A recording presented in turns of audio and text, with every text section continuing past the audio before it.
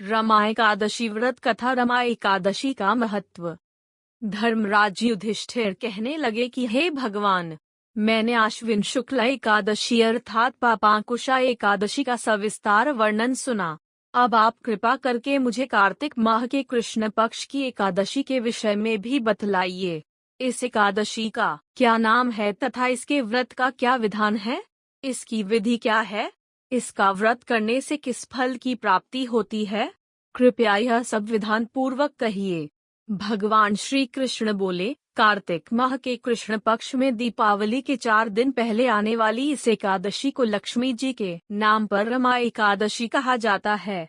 इसे पुण्यदायिनी एकादशी के नाम से भी जाना जाता है। इसके प्रभाव से ब्रह्म हत्या जैसे महापाप भी दूर हो जाते हैं। यह बड़े बड़े पापों का नाश करने वाली है। इसका महात्म्य मैं तुमसे कहता हूँ, ध्यान पूर्वक सुनो। रमा एकादशी व्रत कथा। हे राजन, प्राचीन काल में मुचकुंद नाम के एक राजा थे। उसकी इंद्र के साथ मित्रता थी और साथ ही यम, कुबेर, वरुण और विभीषण भी उसके मित्र थे। यह राजा बड़ा धर्मात्मा, विष्णु भक्त और न्याय के साथ राज करता था।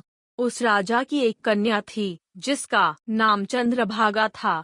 उस कन्या का विवाह चंद्रसेन के पुत्र शोभन के साथ हुआ था। एक समय वह शोभन ससुराल आया। उन्हीं दिनों जल्दी ही रमा एकादशी भी आने वाली थी। जब व्रत का दिन समीप आ गया तो चंद्रभागा के मन में अत्यंत सोच उत्पन्न हुआ कि मेरे पति अत्यंत दुर्बल हैं और मेरे पिता की आज्ञा अति कठोर है। दशमी को राजा ने ढोल बजवाकर सारे राज्य में यह घोषणा करवा दी कि एकादशी को भोजन नहीं करना चाहिए। ढोल की घोषणा सुनते ही शोभन को अत्यंत चिंता हुई और अपनी पत्नी से कहा कि हे प्रिय, अब क्या करना चाहिए? मैं किसी प्रकार भी भूख सहन नहीं कर सकूंगा। ऐसा उपाय बतलाऊं कि जिससे मेरे प्राण बच सकें, अन्यथा मेरे प्राण अवश्य चले जाएंगे। चंद्रभागा कहने लगी कि हे स्वामी, मेरे पिता के राज में एकादशी के दिन कोई भी भोजन नहीं करता। हाथी, घोड़ा, ऊंट, बिल्ली, गौ आदि भी तृण, अन्न, जल आदि ग्रहण नहीं कर सकते। फिर मनुष्य का तो कहना ही क्या है। यदि आप भोजन करना चाहते हैं तो किसी दूसरे स्थान पर चले जाइए, क्योंकि यदि आप यहीं रहना चाहते हैं तो आपको अवश्य व्रत करना पड़ेगा। ऐसा सुनकर शोभन कहने लगा कि हे प्रिय, मैं अवश्य व्रत करूंगा, जो भाग्य में होगा वह देखा जाएगा। इस प्रकार से विचार कर शोभन ने व्रत रख लिया और वह भूख व प्यास से अत्यंत पीड़ित होने लगा। जब सूर्य नारायण अस्त हो गए और रात्रि को जागरण का समय आया, जो वैष्णवों को अत्यंत हर्ष देने वाला था, परंतु शोभन के लिए अत्यंत दुखदायी हुआ। प्रातःकाल होते शोभन के प्राण निकल गए।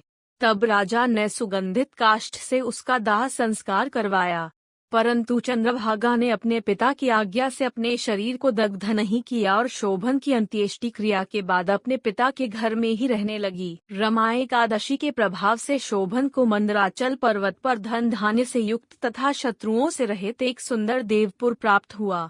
वह अत्यंत सुंदर रत्न और वैदुर्यमनी जटित स्वर्ण के खंभों पर निर्मित अनेक प्रकार की स्फटिक मणियों से सुशोभित भवन में बहुमूल्य वस्त्राभूषणों तथा छत्र व चवर से विभूषित गंधर्व और अप्सराओं से युक्त सिंहासन पर आरूढ़ ऐसा शोभायमान होता था मानो दूसरा इंद्र विराजमान हो।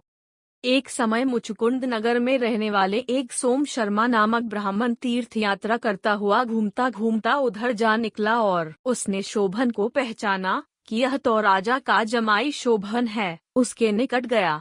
शोभन भी उसे पहचान कर अपने आसन से उठकर उसके पास आया और प्रणाम आदि करके कुशल प्रश्न किया। ब्राह्मण ने कहा कि राजा मुचकुंद और आपकी पत्नी कुशल से हैं। नगर में भी सब प्रकार से कुशल हैं, परंतु हे राजन, हमें आश्चर्य हो रहा है।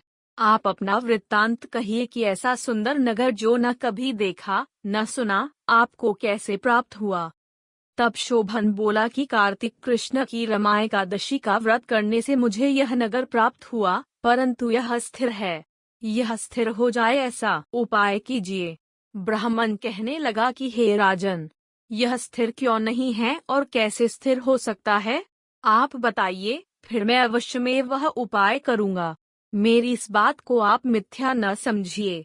शोभन ने कहा कि मैंने इस व्रत को श्रद्धा रहित होकर किया है।